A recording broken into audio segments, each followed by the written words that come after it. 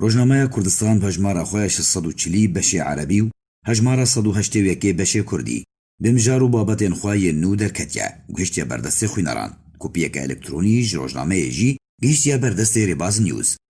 دروپەلە یەکەم یا ڕۆژنامەیەدا نامەیە سەرۆک مەسعود بارزانی بە هەلکەفتە پێنجی و نەهەمین ساڵڤەگەرە شۆڕەشە ئەیلونا پیرۆز لەژێر سەرماوێ شۆڕەشە ئەیلونێ دبستانە ئامادەکردنا شۆڕەشگەر و خەباتکارên کوردستانەیە ڤیان جێگەلێ کوردستانی رەڤەگەڕاند هەروەها راپۆرتە سیاسیە پارتیا دەموقڕاتە کوردستان سووریا یا مەها تەبەغا ساڵە 2020 گۆتارە دەستپێگەیە ڕۆژنامەیە کوردستان لەژێر سەرناوێ سووریایە پاشەڕۆژێ جێ کوردان di nexşeyê de cê xwe digirin. Drûpala duwem de ji Rojnameya Kurdistan, Serokê Encûmena Niştimaniya Kurdî li Sûriyê Siûdil Melle, mercên sereke jê li darxistina her rêkeftinekê re, bi partiyên Yekîtiya Niştimanî re eşkare dike. Herwiha nûçeya revandina çekdarên PYD jê ciwanê Kurd Slêman Mêzer re û 7 sal li ser revandina Ehmed Sîdo, endamê pedekesê li Efrînê li ser destê çekdarên PYD, hejmarek nûçe û bûyerên girêdayî Rojavayê Kurdistanê û binpêkirinên dermafê gelê Kurd li Efrînê hatine belavkirin. Drûpelên sisê, çar û pêncan de ji Rojnameya Kurdistan raport derbarê krîza avê li Hesekê Herêma Kurdistanê Qubleya Kurdistaniyan e xwendinek dirê şopa komeleya xweybûn de cê xwe girtine.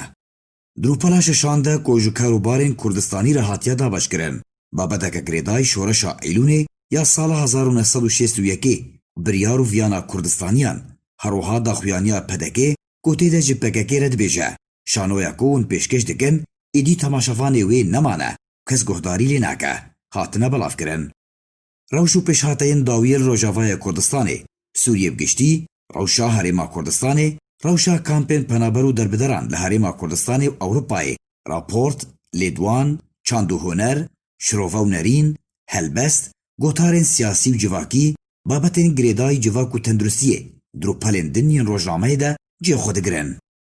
Di hejmara 181 de beşê Kurdî ji Rojnameya Kurdistan ku ji çar rûpelan pêk tê drûpela yekem de babeteke nivîskar Emel Reşîd li jêr sernavê rewşa tenduristî li Kurdistana Sûriyê xerabe û pêwîst e xelk pabendî birênemayan bibin cê xwe girtiye. Di duwem rûpel de babeteke nivîskar Hemrîn Kamîran li jêr sernavê hewlên yekrêziyê li Kurdistana Sûriyê berdewam in welatî jî li hêviya rêkeftinê ne. Herwiha babeteke nivîskar Abdilezîz Qasim li jêr sernavê Kurdistana Sûriyê li ber man û nemanê ye hatine belavkirin. Drûpela çaran û ya dawiyê de ji Rojnameya Kurdistan ku ji çand û hunerê re hatiye dabeşkirin tê de babetên her yek ji nivîskar Esmihan Xalis û Kemal Sîno li jêr sernavê xwendin li Kurdistana Sûriyê di rewşeke xerab de ye herwiha nexweşiya mezin cê xwe digirin. Rojnameya Kurdistan rojnameyeke siyasî rewşenbîrî û civakî ye nîv mihaneye ji aliyê ragandina navendî ya Partiya Demokrata Kurdistan Sûriya ve tê berhevkirin. Alî Umar